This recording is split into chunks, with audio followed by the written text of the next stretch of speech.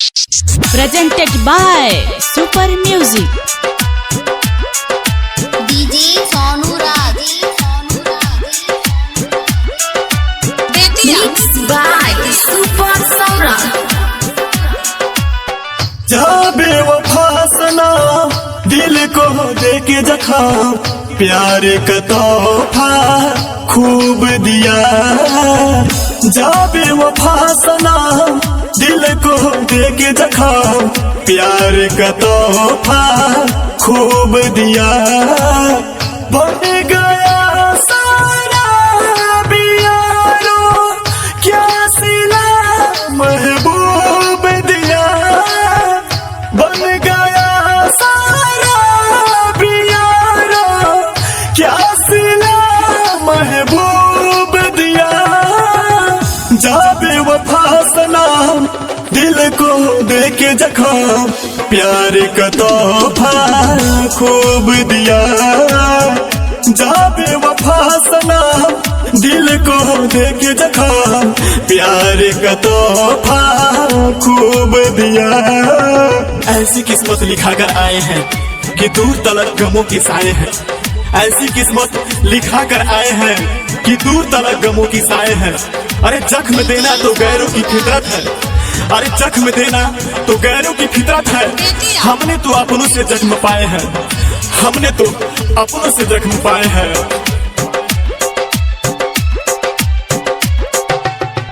झूठा कसम खाना आदत है तुम्हारा। दूसरा के प्यार मेरा लेती हो सहारा। प्यार मेरा लेती हो सहारा। झूठा कसम खाना आदत है तुम्हारा। दूसरा के प्यार मेरा लेती हो सहारा। दर्द जुदाई में तड़प का आलम ये सूब दिया। दर्द जुदाई में तड़प का आलम ये सूब दिया। जा बेवफा सनम दिल को देके जखम प्यार का तोहफा खूब दिया।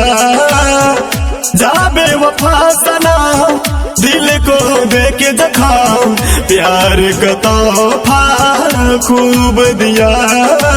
खुली जो आंख मंजिल अजीब थी, दर्द था मगर वो दिल के करीब थी। खुली जो आंख मंजिल अजीब थी, दर्द था मगर वो दिल के करीब थी। जीले हम ढूंढते थे हाथों की लकीरों में। जीले हम ढूंढते थे हाथों की लकीरों में। पता चला वो किसी और का नसीब थी। बिना बताए तुम तो कर ली हो शादी। विद्या में दोहरा दी से पाली हो या आजादी। विद्या में दोहरा दी से पाली हो या बिना बताए तुम तो कर ली हो शादी। सौरभ विद्या से पाली हो या आजादी।